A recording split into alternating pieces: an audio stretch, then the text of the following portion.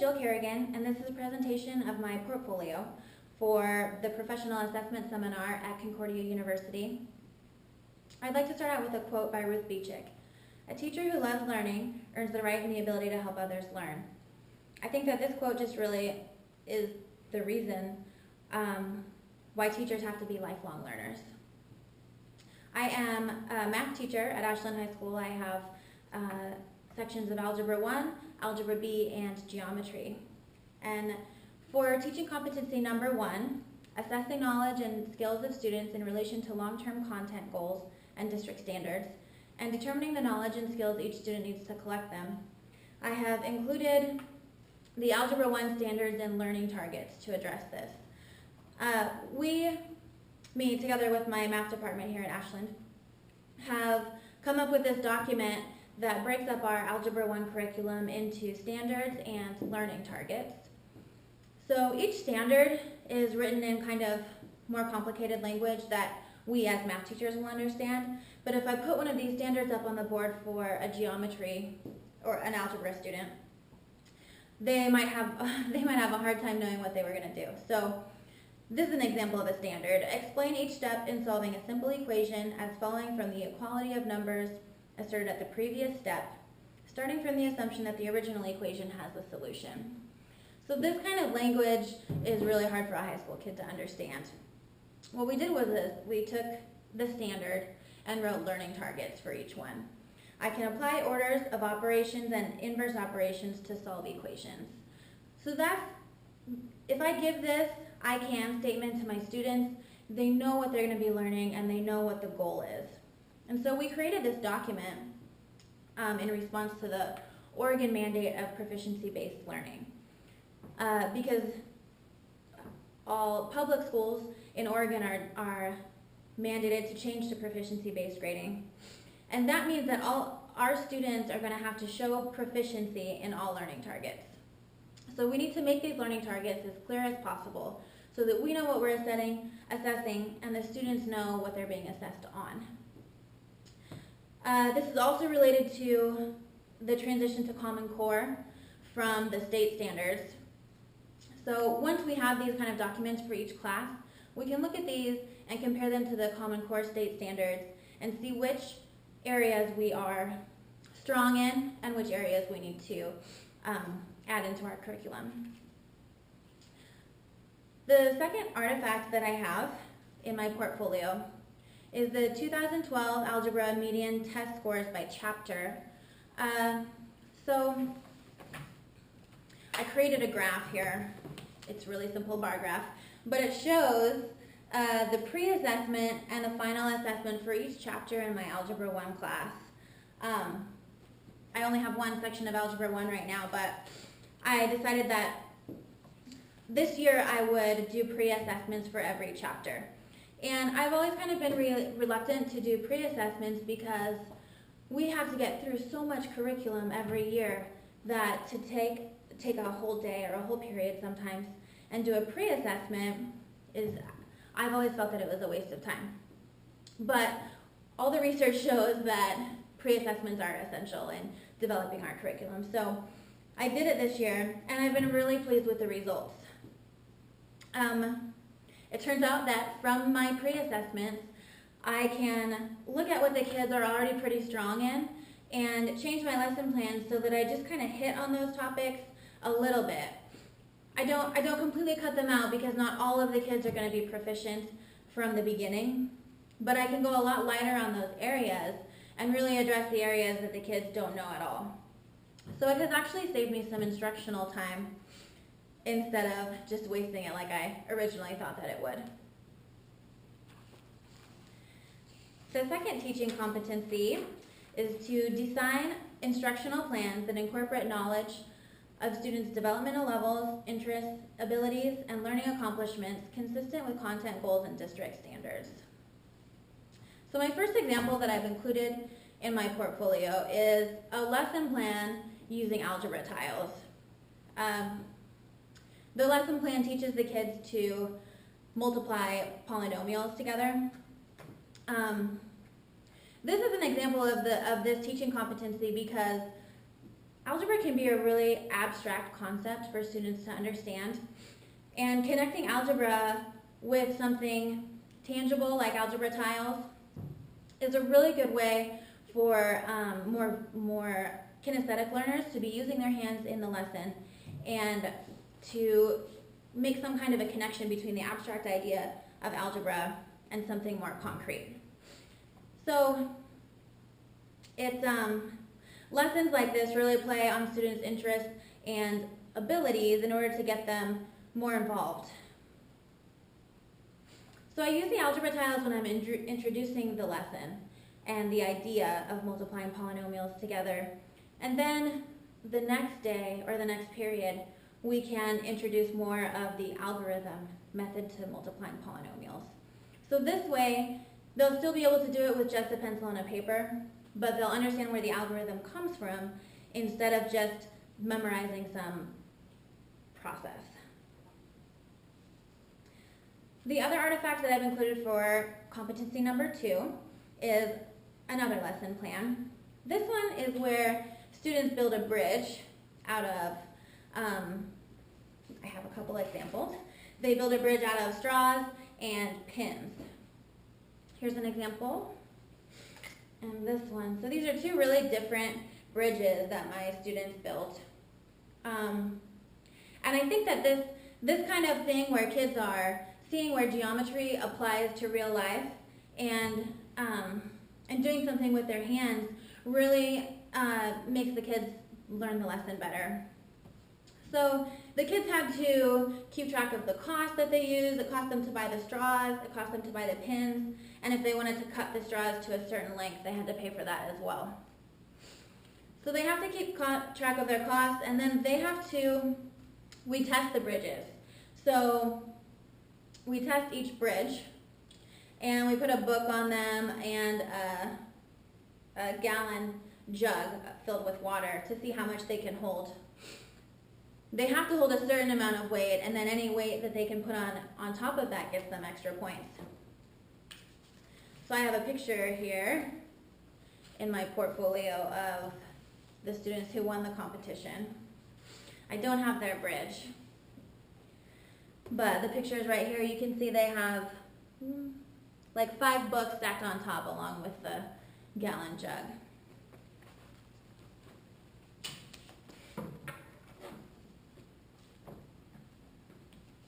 The next teaching competency is to establish a classroom climate conducive to learning. For example, positive classroom management, a safe and developmentally appropriate environment, effective organization of time and materials, and effective transitions. The artifact that I've included in my portfolio is an example of a syllabus from one of my classes. With this syllabus, I gave a paper with FAQs on it, so some common questions that students have. I give that especially to my freshman classes because the high school is all new to them and some of the policies might be new. So, along with the course description in the syllabus is a grading scale, classroom policies and procedures, and various ways to contact me. The syllabus must come back signed by parents from each student, and I keep those on file. So I think that this is really important to establish your rules and procedures from the beginning, because then students will know what's expected of them. It's really hard to go back from the middle of the school year and try to establish something new. So if you have everything written out at the beginning, then everything will be a smoother transition. The second artifact that I have included in my portfolio is something called Culture Corner, and it's actually right here. I'm in my classroom right now, and this is just a little corner of the bulletin board where kids can bring in things from different cultures. So every Monday in all of my classes, we have 10 minutes where we discuss a different culture. And so a student will sign up for a 10-minute slot on a Monday, and they'll be in charge of the culture for that day. So kids have come in and talked about trips that they went on, talked about maybe mom and dad who are from Germany. I haven't had many kids come in and want to leave stuff here, but I know that's because those things that they have from other countries are precious to them. So this stuff is mostly mine. The money is from a couple kids that came in, and then the other things are from my travels, but it's really been a good way to get kids involved in the classroom in a way that's not math. We discuss other cultures. Kids learn a lot about each other and about just various cultures in the world. I've also had kids come in and talk about different cultures that we have in the United States, like the video game culture. And I think that it just really has created a healthy environment for kids to accept each other and be accepted themselves. Teaching competency number 4 addresses implement instructional plans that employ knowledge of subject matter and use research-based educational practices that reflect how students learn, are sensitive to individual differences and diverse cultures, and encourage parent participation. So the first artifact that I've included on my portfolio is something from a Concordia class that I did, Education Graduate Course 601, Principles of Education Research.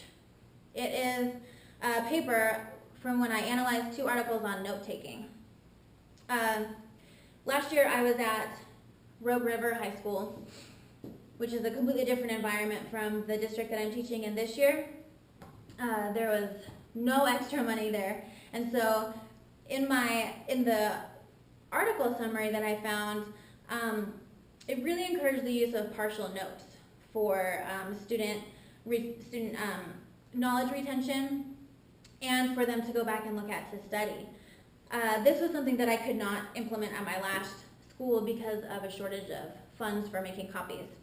But this year, I've been able to give my students partial notes for each subject that we do, for each section.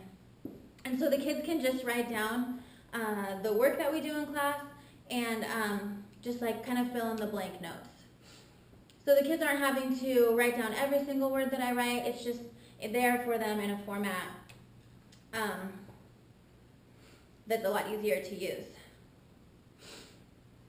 The second artifact that I have is an example of a lesson plan that I use in class. It's actually just an article about math as the universal language.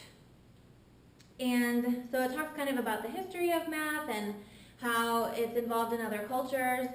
I really like using this lesson. What I do is I give them the article and I give them a few minutes to read it in class, and then we have just a little bit of a discussion about why is math considered the universal language and just their ideas about it. Some really interesting stuff has come up during my conversations. But after we read the article and discuss it, then I transition this into talking about the history of zero, when it was discovered and by which culture and how it spread from culture to culture. And it's a really great lesson plan because it brings in other subject areas. It ties in history, it ties in a little bit of geography, and I finally end up with talking about dividing by 0. And that is the point of the lesson. It's a really small math lesson, but I really want to emphasize it because dividing by 0 is such a huge issue in math that kids do all the time. And it is completely illegal, and it's a pet peeve of mine when students do it. So this lesson really helps it stick in their mind that, oh wait, no, we spent a whole day talking about why we can't divide by 0. Teaching competency number 5 is to collaborate with parents, colleagues, and members of the community to provide internal and external assistance to students and to their families if needed to promote student learning. One of the things that I did for this competency was I brought in a community member to speak to our math club, Mu Alpha Theta. He is a packaging engineer and works at Harry & David, which is a really huge company in the Rogue Valley and supplies a lot of the jobs in the area. So all of the kids knew what Harry and David was, and it was really interesting for him to come in and, and talk about how he became a packaging engineer, what he had to study. He gave them examples of how he uses math and what equations he might use in just his daily job. The kids really loved it. Most of them were advanced math students, and the classroom was just packed. He gave the presentation at lunch, and he had all kinds of questions asked by the students, and some of them asked him to come back for career day. But it was a really great way that the students could collaborate with someone from the community, and both parties could be exposed to each other. Another thing that I do for this competency is I try to have a lot of parent contact. So this year I made a goal for myself that I would call 2 parents per week, and for the purpose of giving them some positive feedback. So I, like all teachers, most of the phone calls that I make are negative. So this year I really just tried to make it a priority to do some positive phone calls as well. And the parents have really appreciated this. They offer to help me out in any way they can. Sometimes they give me some really useful information about their child that I can take and use to help them be successful too. So I'm planning on continuing to do this. It's hard sometimes to make the time, but I think that it's really had a great effect. Teaching competency number 6 is to evaluate student progress in learning, refine plans for instruction, and establish alternative goals or environments for learning when necessary. In my portfolio, I've included the original lesson plan that I have for chapter 1, just like the unit plan. And this was a really high score when they took the pre-assessment for Algebra 1. It was a median score of 61%. So I knew that they were really strong in the topics in this chapter. And I decided to just redo my unit plan because I didn't need to emphasize it as much as I had originally planned on. They knew order of operations really well, and to my surprise, they had a pretty good grasp of graphing calculators. So it ended up saving me about 2 periods of time, which with block scheduling is 80 minutes of class time. Something important that I've really learned from this is that I don't have to teach exactly the same thing every year just because it's on the curriculum. I can tailor my curriculum to the student needs and the progress that they're making with each year. You know, maybe next year the students will need to do chapter 1 fully in depth each section. But this year I was able to shorten it down and still show student learning. The next artifact I've included is a test on a pre-assessment from a student of mine. She got 103% on the pre-assessment, and that doesn't usually happen. So when this happened, I called her in and I talked to her, and I asked her how she did that, and she said that the chapter before, she had just decided to look ahead to the next chapter and see if she could learn it on her own. And she did. She got 103%. I offer some bonus questions. That's how she got more than 100%. But so I gave her the option of skipping the chapter with us and instead doing an independent study of a geometry unit. And she wouldn't be tested. She had already passed this test, so I didn't see the point of making her sit in class with all of the other students. And she seemed really excited to do the unit. So she ended up doing the geometry unit, which I chose surface area and volume for solids because I thought that I wanted it to be something interesting for her and not more of a punishment. And she went through it and really enjoyed it. She hasn't, and I told her that if she ever does that again where she passes the pre-assessment, that she'll be able to do the independent study again if she wants to. She hasn't so far this year, but I'm hopeful that she will again because I know she has the ability to. So this was an alternative goal for one specific student that didn't need to do the same things that we were doing. Competency number 7 is document and report the progress of students in achieving content goals and district standards. My SMART goal last year for the beginning of the school year, every teacher at my school had to do a SMART goal. And my principal that I had at the time really wanted us to focus on bringing our OAKS scores up. OAKS is the state test for Oregon, because our school really needed to meet AYP. So the goal that I have, along with the rest of the math department, was to get 75% of our juniors passing OAKS. And the SMART goal in there just shows how we kind of changed plans midway, and we created an intervention session for some of the students who had not passed after the second round of OAKS testing, and just how we really tried to monitor the progress of students who were passing this test and ones that weren't. My second artifact kind of goes with the first one in that it's also about OAKS, but it's just examples of spreadsheets that I created to track the progress of our OAKS students. The first one is, I didn't create the first one, it's an OAKS spreadsheet that gives our student scores by strand. So that's really important because if a student isn't passing the OAKS test, I don't want to make him study every single thing that's going to be on the OAKS test. I want to look at the areas that he's weak in and just focus on those to get him to pass. And then for the final OAKS data that I've included, it was just the scores because they weren't going to be able to take the test again. It was the final round. So it was just student names and their scores along with which round they had passed the test on and what year. For competency number 8, I used emerging research on teaching, learning, and school improvement to enhance practices. So the first thing that I have included is an example of a lesson plan that I did in class.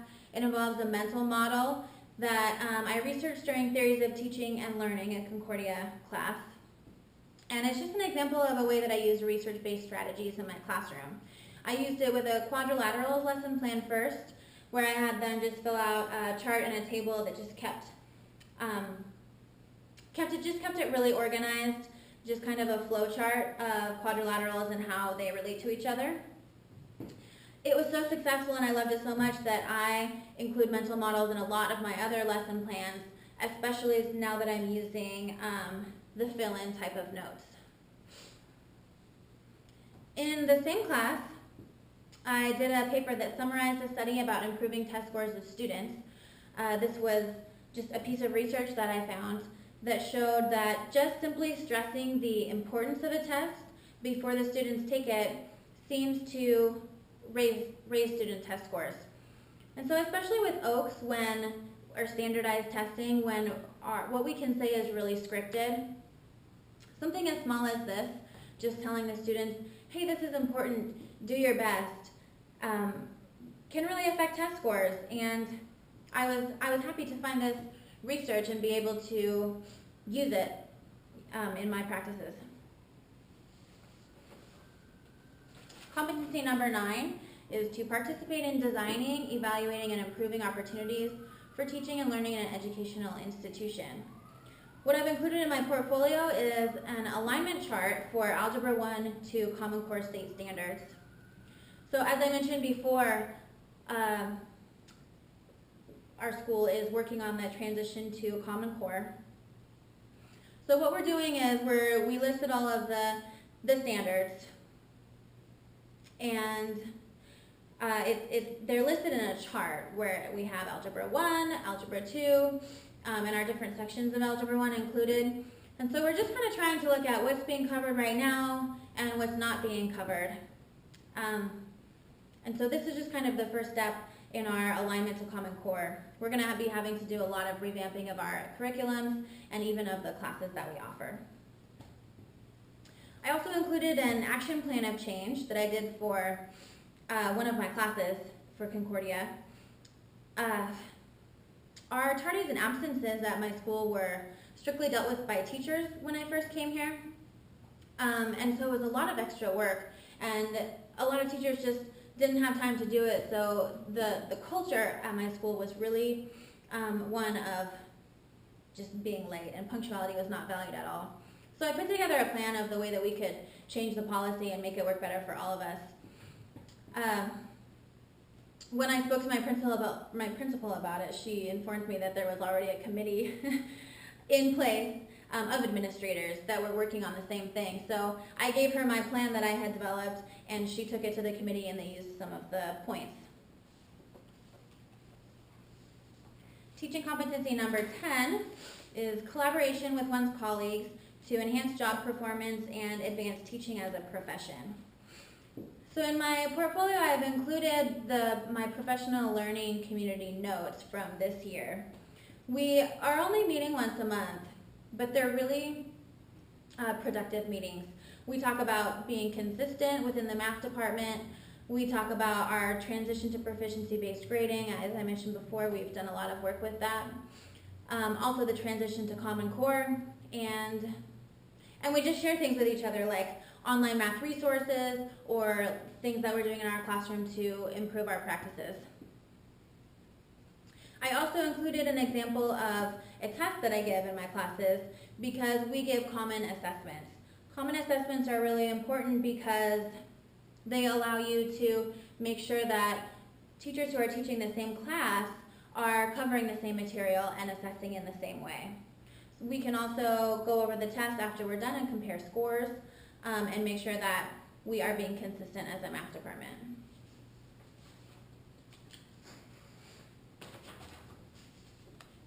Working towards my continuing teaching license through Concordia University has been a really informative journey as far as what I'm doing and what is working for me. It really made me examine my teaching practices and my general involvement. I'm excited to take what I've learned and continue growing and improving myself as a teacher. Thank you for your time.